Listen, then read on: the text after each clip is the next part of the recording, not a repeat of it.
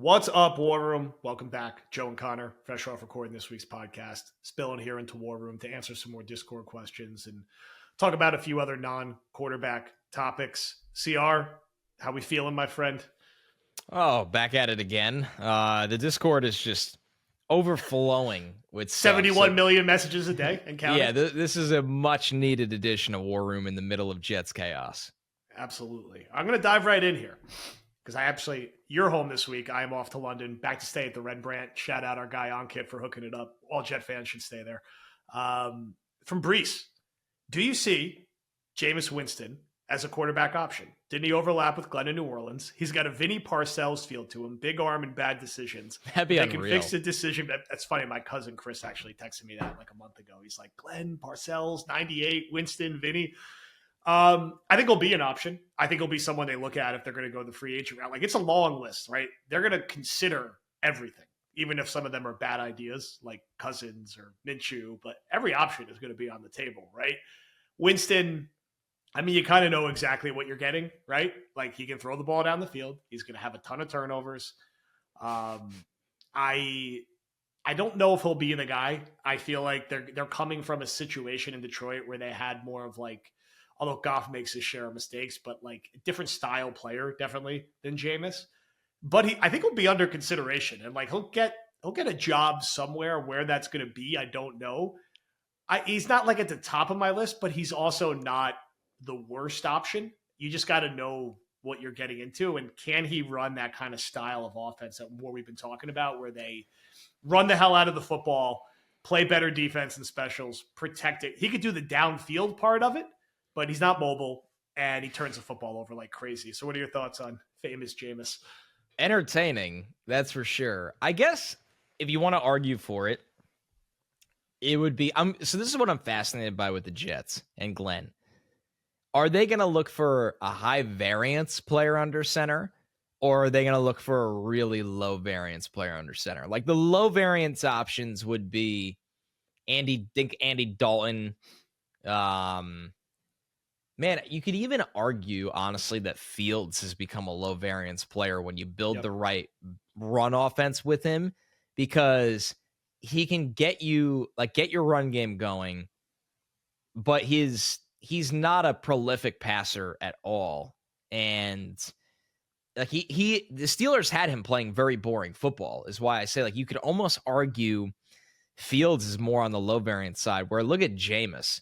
And to be honest, Tyrod is the problem is just health over a long stretch of time. Tyrod will take care of the football. He'll run your offense. He could run a little bit. Like, he's almost like the perfect balance in between.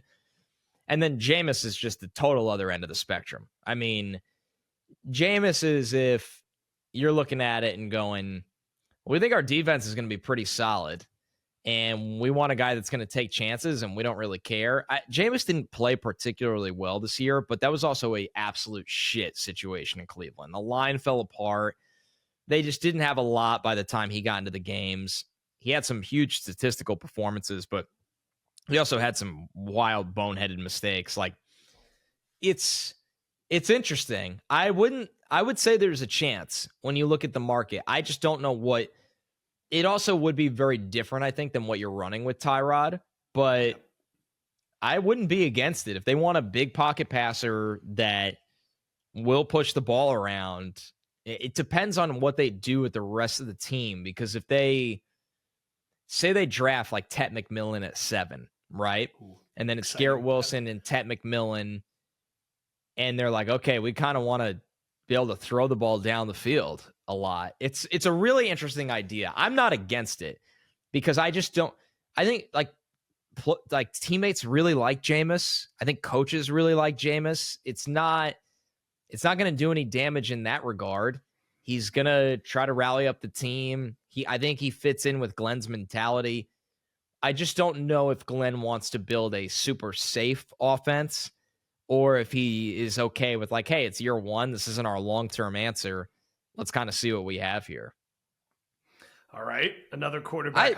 I might rank him higher on the available options than I'd expect. I mean, look, when you look at what other names are, once you get past sort of like Tyrod, Fields, draft, do something extreme in the draft. Got flagged. It's I mean, I'm telling you, it's really bad. But it's like we're talking about like Jarrett Stidham and Minshew and right. Did the Titans trade Will Levis? Yeah. Like, could you get Hooker from the Lions? Probably not. I don't know why. Like these are all significantly worse options than Tyrod Taylor and Jameis Winston. So Jameis will be under consideration. He's in like the upper third, even higher of like options they'll consider, and I'm sure he's a guy they will talk to in free agency. Not out of the question that it happens. I know he's popular in the Discord. From he's entertaining. He's entertaining. He will put the ball down the field and have some personality on the offense. Let's see. I think he'll be somewhat under consideration. If the Jets come out and beat New England week 1 with Jameis and how like his mentality, like everybody would be like, oh, the throwing a drought 70-yard touchdown to Ted. Yeah, this is how the drought ends. There are big Vinny T vibes with that one. That's really. I mean, that would actually be crazy if it played, because people forget how not bad, but like Testaverde was an interception machine, and he kind of reverted back to that after that one season. I mean, for our young listeners that don't know, Testaverde was 35 when he got to the Jets. It's unbelievable that year. His interception percentage was 1.7%. He threw 29 touchdowns, 7 picks. Yeah, and remember, he didn't come in as the starter either. Glenn Foley was the starter. He got put in like week 2, week 3. Actually, the irony of this whole thing, because Testaverde starting his career in Tampa, is just unbelievable. There are some weird parallels where it's like, man, can he just have that one year where he throws for like 32 touchdowns and only like 13 or 14 picks and just like racks up a gazillion yards and the Jets are just bombing it all over the field? Could you imagine if a quarterback threw 13 touchdowns and 35 picks in their second season?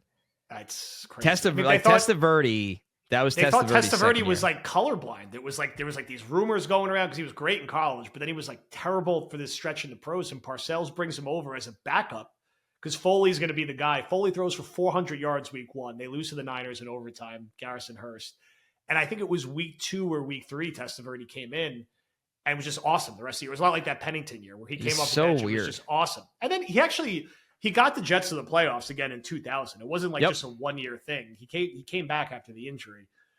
So crazier, this is what I'm saying as a bigger point. Like, it seems completely hopeless post-Rodgers, I know for some, but weird things happen. I promise you it felt completely hopeless for the Jets post-Neil O'Donnell 1997 with Parcells, and they stumbled into Vinny and then stumbled into Pennington, and they ended up making the playoffs a lot. And then they found the way to get to the AFC Championship game twice their own way with Sanchez a few years after that. Vinny T, first overall pick of the Bucs, finds success later in his career.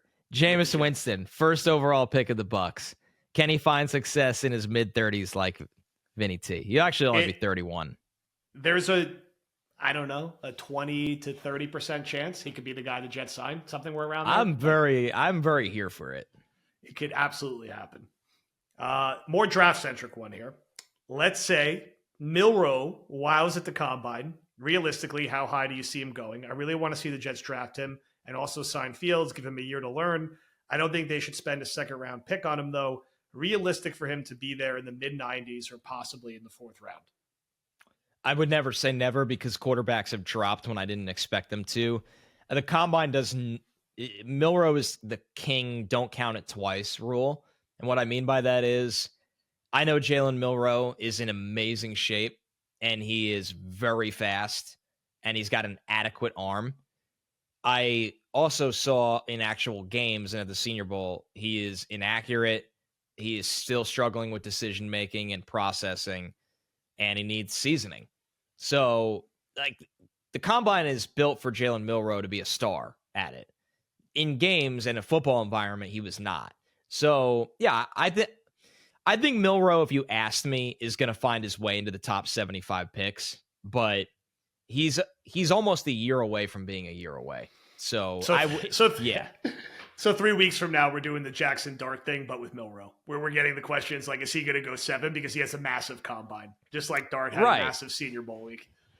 Right. It'll be the same thing. And I no matter what quarterback you hear pushed into 7, that's not Cam Ward or Shedeur Sanders, just ignore the conversation.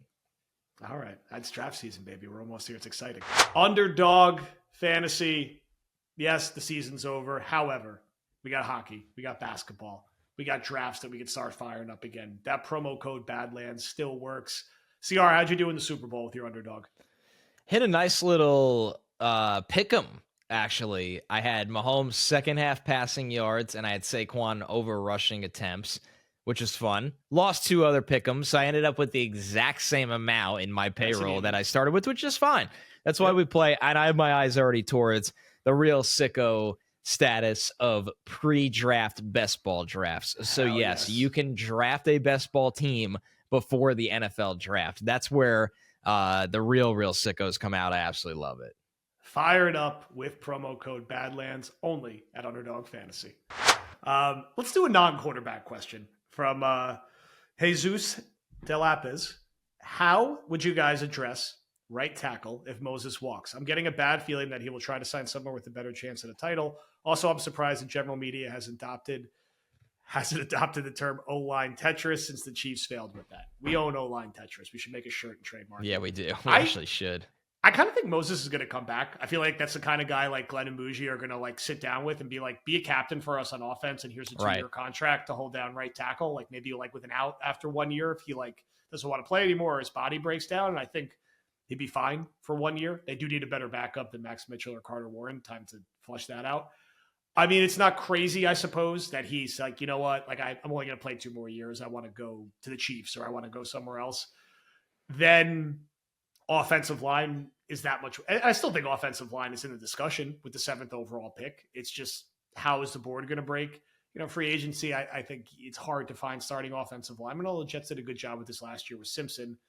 I'll ask it more from a two-parter. Like, do you think Moses will be back next year? And if is there an offensive lineman you would have the Jets considering taking at 7 that could start at right tackle for a year or two?